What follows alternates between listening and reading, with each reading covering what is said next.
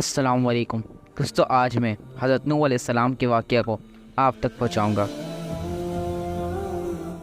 آدم علیہ السلام کے دنیا میں آنے کے بعد ان کی اولاد دنیا میں خوب پھلی پھولی، لیکن ایک مدت گزر جانے کے بعد وہ لوگ خدا کو بھول چکے تھے اور ایک خدا کے بجائے انہوں نے مٹی اور پتھر کے کئی بت بنا لیے تھے۔ نہ صرف ان کی عبادت گاہیں بتوں سے ہٹی پڑی تھی، بلکہ ہر گھر کی بت رکھے ہوئے تھے جن کی وہ پوجا کیا کرتے تھے اور ان سے مرادیں مانگا کرتے تھے۔ نوح علیہ السلام نے اپنی قوم کو اللہ تعالیٰ کے احسانات جتلا کر سیدھے راستے پر چلنے کی تلقین کی اور اس بری راہ سے منع فرمایا۔ ان لوگوں نے حضرت نوح علیہ السلام کا مذاق اڑایا اور کہا، بھلا یہ بتاؤ کہ تم نبی کیسے بن گئے؟ تم تو ہمارے جیسے گوشت پوست کے بنے ہوئے ہو اور ہم میں ہی پیدا ہوئے ہو۔ تم میں ایسی کون سی چیز ہے جس سے ہم تمہیں نبی سمجھیں؟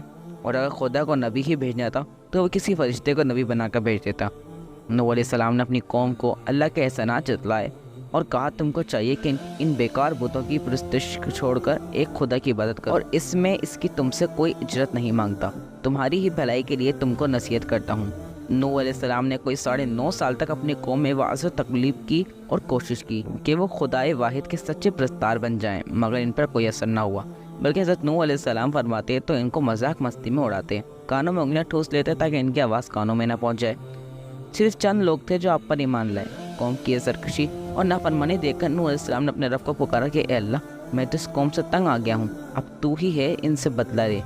اللہ تعالیٰ نے حضرت نوح علیہ السلام کو حکم دیا کہ ایک کشتی بناؤ، اور یہ بھی حکم دیا کہ دیکھنا اب کسی کی سفارش نہ کرنا، اب ان پر عذاب ضرور نازل ہو کرے گا۔ حضرت نوح علیہ السلام خدا کے حکم کے مطابق کشتی بنانے میں لگ گئے۔ جب آپ کشتی بنا رہے تھے تو قوم کے لوگ اس کا مذاق اڑا رہے تھے، تانے کس رہے تھے کہ کل تک تبلیغ کر رہے تھے، آج بڑی بن گئے ہیں۔ کبھی کہتے کہ کشتی تو بنا رہے ہو، لیکن دریا کہاں سے لاؤ گے کشتی چلانے کے لیے؟ حضرت نوح علیہ السلام اپنے کام میں لگے رہے۔ جب کشتی بن کر تیار ہو گئی تو خدا نے حکم دیا کہ اپنے اہل اور ان لوگوں کو کشتی پر سوار کر لو جو مجھ پر ایمان لے آئے ہیں، اور ہر جانور کا ایک جوڑا بھی کشتی میں رکھ لو۔ جب سب لوگ کشتی میں بیٹھ گئے تو خدا کے حکم سے زمین کے سوٹ پھوٹ پڑے، اس کے ساتھ ہی موسلادھار بارش شروع ہو گئی، زمین پر پانی بڑھنے لگا اور حضرت نوح علیہ السلام کی کشتی پانی میں تیرنے لگی۔ پانی پڑا تو حضرت نوح علیہ السلام نے دیکھا کہ ان کا بیٹا جس کا نام کنعان تھا پانی میں ڈوبنے لگا ہے۔ آپ نے اسے آواز دی کہ اب بھی آ جاؤ تاکہ خدا کے عذاب سے بچ سکو، مگر اس نے جواب دیا، آپ جائیں، میں کسی پہاڑ کی چوٹی پر چڑھ کر اپنی جان بچا لوں گا۔ پانی تھا کہ تھمنے کا نام ہی نہ لیتا تھا۔ دنیا کے نافرمان اور سرکش لوگ اس سیلاب میں فنا کی گھاٹ اتر گئے اور حضرت نوح علیہ السلام کی کشتی چوری پہاڑ کی چوٹی پر جا کر ٹھہر گئی۔ اب خدا کے حکم سے سیلاب تھم گیا اور زمین نے سارا پانی اپنے اندر جذب کر لیا۔ اب خدا نے حضرت نوح علیہ السلام کو حکم دیا کہ کشتی سے اتر، تجھ پر اور وہ لوگ جو تجھ پر ایمان لائے ہیں ان پر ہماری رحمت برکتیں نازل ہوں گی۔ چونکہ اس طوفان میں دنیا کے تمام لوگ ہی فنا ہو گئے تھے، صرف چند لوگ ہی زندہ بچے تھے، اس لیے حضرت نوح علیہ السلام کو آدم ثانی بھی کہا جاتا ہے۔ انہی کی اولاد اس وقت دنیا میں آباد ہے۔ نوح علیہ السلام کے 3 بیٹے طوفان میں بچ گئے تھے کیونکہ وہ مسلمان تھے، حام، سام، یافس۔ مورخین کا نظریہ ہے کہ کرۂ زمین کی اس وقت کی تمام نسل انسانی کی بازگشت انہی تینوں فرزندوں کی طرف ہے۔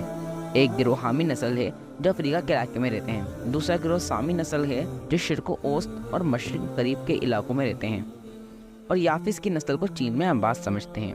اب بات کریں اگر حضرت نوح علیہ السلام کے مزار کا، تو آذربائیجان میں موجود ایک مزار ہے جس کے متعلق آذربائیجان میں مشہور ہے کہ یہ حضرت نوح علیہ السلام کی قبر مبارک ہے۔